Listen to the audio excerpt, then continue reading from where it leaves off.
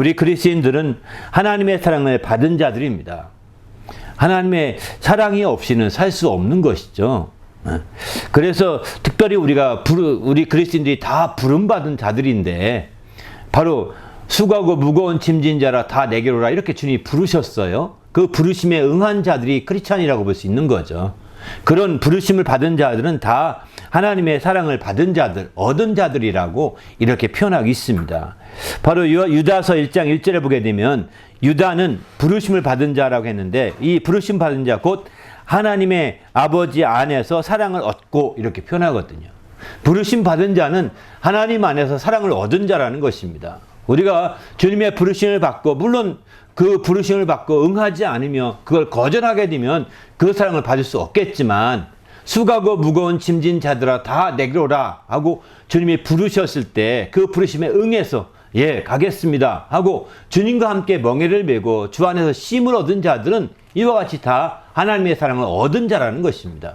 이렇게 하나님의 사랑을 얻은 자는 바꿔 말하면 하나님의 사랑을 받은 자라고 표현할 수 있는 거죠.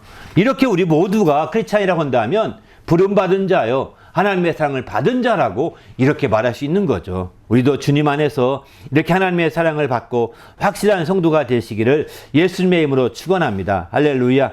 그래서 우리는 이제 골로새 3장 12절 보면은 너희는 하나님이 택하사 거룩하고 사랑받는 자처럼 이렇게 행하라고 말씀하고 있습니다. 하나님의 사랑받는 자처럼. 하나님의 사랑받는 자는 어떻게 행하느냐? 긍휼과 자비와 겸손과 온유와 오래 참음으로 옷을 입어야 된다는 겁니다.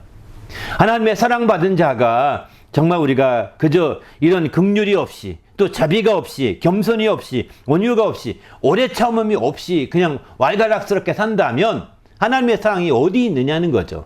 그 사랑이 어떻게 작용하고 있느냐라고 묻는 것과 똑같은 것입니다. 그래서 우리가 하나님의 사랑을 받았다고 한다면 이제 우리는 긍휼과 자비와 겸손과 온유와 오래 참음으로 옷 입어서 이렇게 바로 하나님의 사랑받은 자녀로 단정해야 된다는 거죠. 영적인 면에서 단정한 심령이 되어야 된다는 것입니다. 그럴 때 바로 우리가 진정한 크리스찬이다 라고 이렇게 말할 수가 있는 것이죠. 그러면 어떻게 하면 이 하나님의 사랑을 받을 수 있을까요? 성경은 요한복음 14장에서 이렇게 말합니다. 나의 계명을 갖추고 계명을 지키는 자라 나를 사랑하는 자니 나를 사랑하는 자는 내 아버지의 사랑을 받을 것이요, 이렇게 표현하죠. 바로 예수님을 사랑하는 자가 아버지의 사랑을 받게 된다는 겁니다. 왜 그럴까요? 예수님은 하나님이 사랑하는 자이기 때문입니다. 그분은 하나님이 기뻐하는 자이기 때문에 하나님 그분을 사랑하게 되면 하나님의 사랑을 함께 받을 수가 있는 것이죠. 그분을 사랑하지 않고 받을 길은 없는 거예요. 주님이 사랑하는 아들을 공개하시면서 너는 그의 말을 믿으라, 또 이렇게 나중에 말씀하지 않습니까?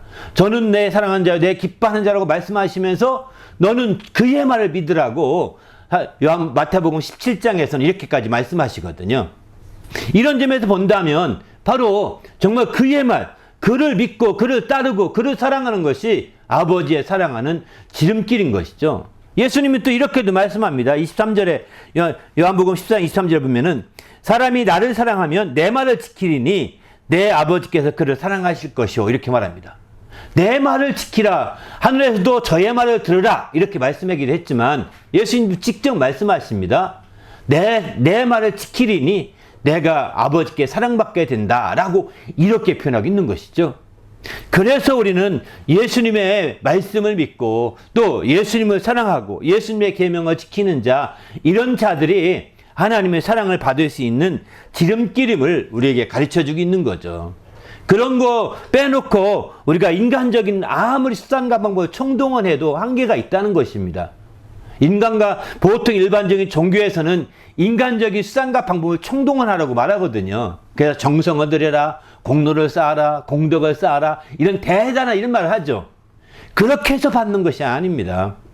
오직 하나님의 아들을 사랑하고 그의 말을 지키고 그의 계명을 지킬 때 드디어 우리는 이제 하나님의 놀라운 이 사랑을 받을 수 있는 길이 열리고, 사랑받는 것으로 끝나지 않습니다. 바로 내가 거처를 함께하여 그에게 나타내라, 내가 함께 있는 걸 나타내 주겠다라고 21절에는 이렇게 말하고, 23절에는 더 아주 구체적으로 말씀합니다. 내 아버지께 그를 사랑하실 것이요 우리가 그에게 가서 거처를 그와 함께 하리라고 말씀하십니다. 사랑받는 정도가 그거로 끝나지 아니하고 우리가 하라고 썼어요.